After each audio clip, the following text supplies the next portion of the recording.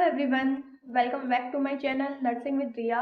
Today we are going to start Unit 3 of Pharmacology जिसका नाम है drugs acting on GI system. इस unit के अंदर हम पढ़ेंगे कौन कौन सी ड्रग जो हमारी जीआई सिस्टम के ऊपर एक्ट करती है। सबसे पहले हम देख लेते हैं इस यूनिट के अंदर हम कौन कौन से टॉपिक्स पढ़ने वाले हैं। First, emetics drug, antiemetic drug, laxative and purgative drug, antacid and antipeptic ulcer drug, antidiarrheal जैसे कि fluid and electrolyte therapy, furazolidone, dicyclomine. इन सारी ड्रग के अंदर भी हम क्या पढ़ेंगे, इनके कंपोजिशन, इनका एक्शन, इनका doses, route, indication, contraindication, drug interaction, side effect, adverse effect, toxicity and the role of nurse.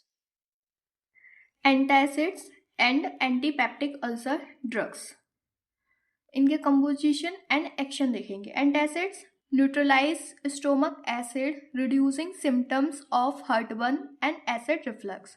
Antacid क्या करते हैं, जो स्टोमक एसिड है उसको न्यूट्रलाइज करेंगे, जो कुछ सिम्टम्स होते हैं जैसे कि हार्टबर्न उसको रिड्यूस करेंगे और एसिड रिफ्लक्स को भी क्या करेंगे, रिड्यूस करेंगे।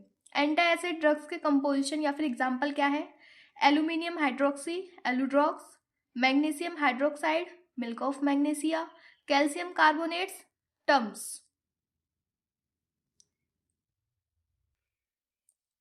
एंटीपेप्टिक ulcer drugs reduce acid production और protect the stomach lining. Antipeptic ulcer drugs क्या करते हैं, जो एसिड प्रोडक्शन है उसको रिड्यूस करेंगे, इनिबिट करेंगे उसके जो भी रिसेप्टर्स हैं उन पे जाके, और स्टोमक को प्रोटेक्ट करेंगे, स्टोमक की लाइनिंग को। इसमें कौन कौन से एग्जाम्पल इंक्लूड्स है, हिस्टामिन्स 2 या फिर H2 ब्लॉकर्स जैसे कि ranitidine, Zantac, famotidine, Pepcid, proton pump inhibitors, PPI, omeprazole, Prilosec, lansoprazole, Prevacid. Doses and route, antacid typically taken orally as needed in doses ranging from 2 to 4 tablets or teaspoon। Antacids को हम कैसे लेते हैं, orally, दिन में 2 से 4 बार। H2 blockers, oral doses vary but common example includes, जो oral doses होती हैं वो वेरी करती हैं, बट जैसे कॉमन एग्जांपल रेनिटिडिन जिसकी हम 150 to 300 mg लेते हैं दिन में 2 बार, एंड फेमोटिडिन की 20 to 40 mg लेते हैं दिन में 2 बार। PPI, proton pump inhibitors, oral dose very but common example, जो ओरल डोज होती हैं वो वेरी करती हैं, लेकिन ओमेप्राजोल 20 to 40 mg दिन में एक बार, लेंसोपराजोल 50 to 30 mg वंस डेली दिन में एक बार। अब इनके क्या देखेंगे हम, इंडिकेशंस एंटासिड ड्रग्स के और एंटीपेप्टिक अल्सर ड्रग्स के। एंटासिड ड्रग कब देनी है, जब हार्टबर्न हो, एसिड रिफ्लक्स हो, इनडाइजेशन हो। एंटीपेप्टिक अल्सर ड्रग कब देनी है, जब पेप्टिक अल्सर्स हो, गैस्ट्रो ईसोफेजियल रिफ्लक्स डिसीज यानी कि GERD डिसीज में दे सकते हैं, ज़ोलिंजर एलिसन सिंड्रोम में दे सकते हैं। अब देखेंगे इनके कॉन्ट्रा इंडिकेशंस।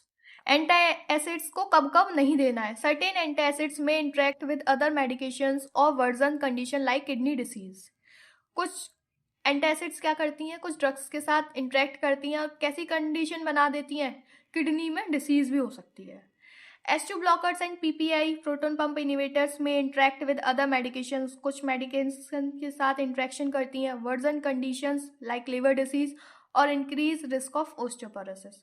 इसमें क्या हो सकता है, लिवर डिसीज कर सकती हैं और ओस्टियोपोरोसिस की डिसीज को, ओस्टियोपोरोसिस की रिस्क को इंक्रीज कर सकती हैं। अब ड्रग इंटरेक्शंस क्या है, एंटासिड में interact with medications like tetracycline, iron supplements and certain antibiotics.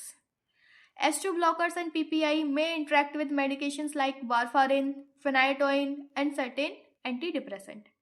अब इसके side effects and adverse effects देख लेते हैं।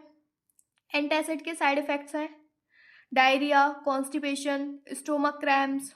H2 ब्लॉकर्स के साइड इफेक्ट्स हैं हेडेक, डिजीनेस, डायरिया।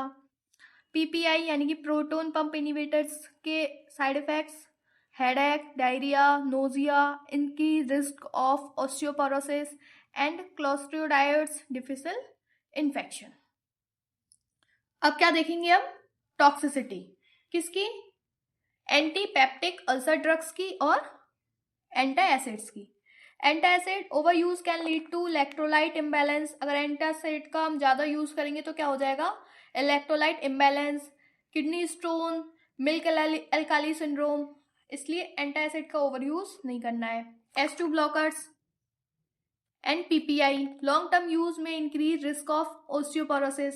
अगर हम H2 ब्लॉकर और पीपीआई का लॉन्ग टर्म यूज करेंगे तो क्या हो जाएगा, ऑस्टियोपोरोसिस के रिस्क इंक्रीज होंगे, विटामिन B12 डेफिशिएंसी हो सकती है, या फिर क्लोस्ट्रीडायर्स डिफिसिल इन्फेक्शन।